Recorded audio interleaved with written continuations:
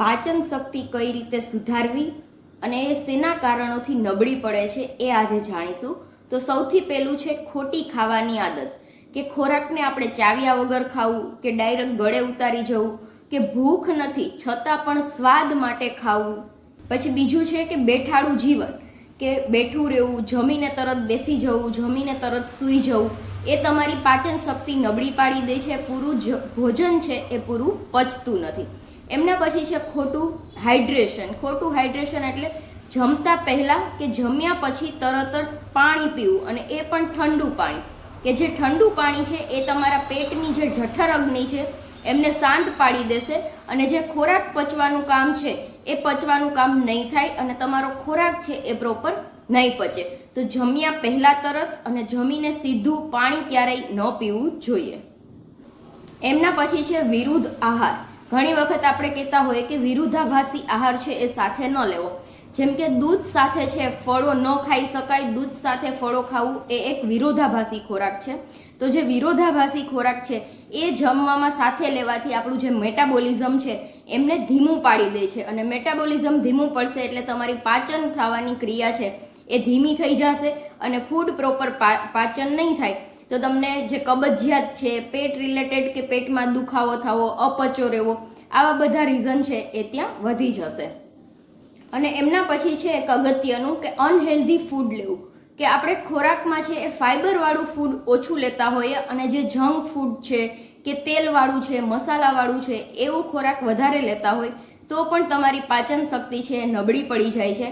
ખોરાકને પચવા માટે ફાઈબરની બહુ જ જરૂર હોય છે, એટલે પૂરતા પ્રમાણમાં ફાઈબર લેવું જરૂરી હોય છે. કે જે રેસાવાળા ફળો કહીએ, રેસાવાળા ફળો અને જે પાણીવાળા ફળો, કે એમાં પછી તમે ફળ પણ લઈ શકો અને કોઈ બીજો ખોરાક પણ લઈ શકો. કે જે રેસાવાળો ખોરાક છે અને પાણીવાળો ખોરાક છે એ તમારી પાચન શક્તિને એકદમ ઝડપથી કામ કરાવશે, અને જે ખાધેલું છે એ ઝડપથી પચી શકશે.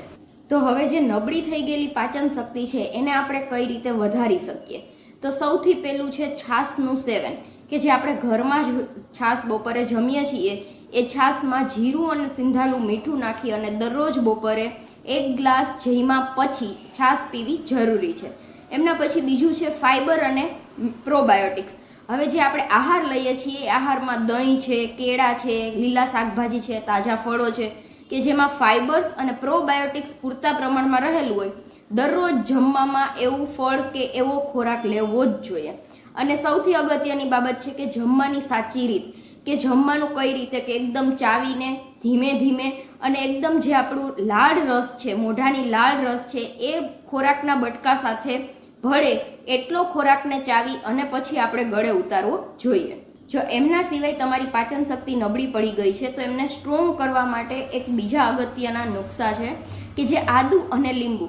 જમતા પહેલાં એક આદુનો ટુકડો લો, એમની ઉપર લીંબુનો રસ નાખો અને એમાં સિંધાલું મીઠું નાખો, કે થોડુંક તમને સ્વાદમાં મજા આવે એવું લાગશે. સિંધાલું મીઠું લગાડી અને એમને ચાવવાથી એ તમને ભૂખ લગાડશે, અને જે ભૂખ લાગેલી હશે ત્યારે જે ખોરાક તમે લેશો એ તમારો આરામથી પચી જશે.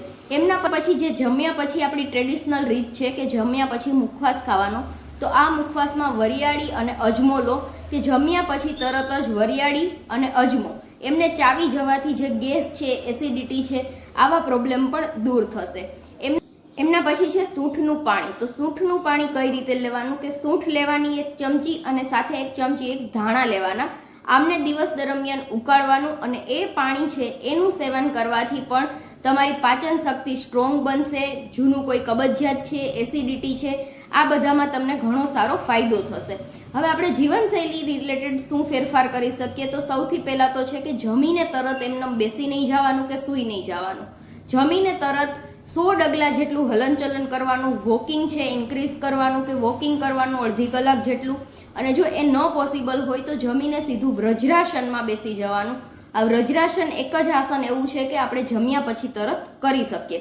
તો જમ્યા પછી 15 થી 20 મિનિટ સુધી વ્રજરાસનમાં બેસવાથી પણ તમારી પાચન શક્તિ છે એ ખૂબ સારી બનશે. અને અગત્યની બાબત છે કે પાણી જેટલું બને એટલું દિવસ દરમિયાન પાણી છે એ લેવું જોઈએ.